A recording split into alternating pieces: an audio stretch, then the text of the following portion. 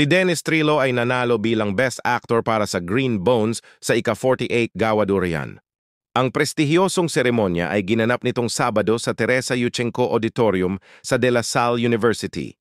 Kabilang sa mga nominado para sa Best Actor Award sina Carlo Aquino para sa Cross Point, Baron Geisler sa Dearly Beloved, Ruru Madrid sa Green Bones, Sid Lucero sa Outside, Ronnie Lazaro sa Fantosmia, at Enzo Osorio sa The Hearing.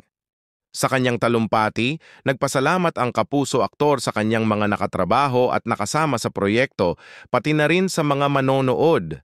Gusto ko pong ialay itong award na ito sa mga kasamahan kong bumuo ng pelikula. Halos 200 tao na nagtulong-tulong para buuin po yung pelikulang Green Bones. Siyempre po, sa pamumuno ng aming batikang direktor na si Zig Madamba Dulay. Inaalay ko po itong award na ito sa kanya, sabi niya. Ibinahagi rin ni Dennis ang parangal sa kanyang mga kapwa nominado at mga co-star sa Green Bones na sina Ruru at Enzo. At syempre, sa lahat ng mga tao na nasa likod ng kamera, na yung iba sa kanila mas mahirap pa yung mga trabahong ginawa kumpara sa mga artista, kaya inaalay ko ito sa inyo. Hindi mabubuo ang pelikula, kundi sa tulong-tulong at pagsisikap ninyong lahat, aniya. At syempre po, maraming salamat sa GMA Pictures, kay Miss Annette Gozon, kay Miss Nessa Valdelon, sa aming mga mahusay na manunulat, JC Rubio, Anja Tienza, and of course, Mr. Ricky Lee. Nagpasalamat din siya sa kanyang management team na Aguila Entertainment. Personal ding pinasalamatan ni Dennis ang kanyang pamilya na palaging nagmamahal at sumusuporta sa kanya.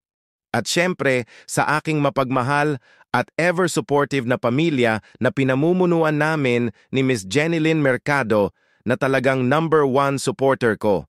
At maraming salamat sa kanila, sa kanilang suporta, sa kanilang pagsuporta, sa lahat ng mga nais kong gawin sa career man o sa personal na buhay, sabi niya. Inaalay din ni Dennis ang award sa publiko. Inaalay ko itong award na ito sa lahat ng mga lumalabas para gumastos, manood ng sine, dahil talagang sa kanila, lahat itong ginagawa natin.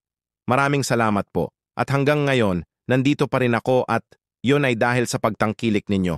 Maraming salamat po sa inyo lahat. Thank you very much.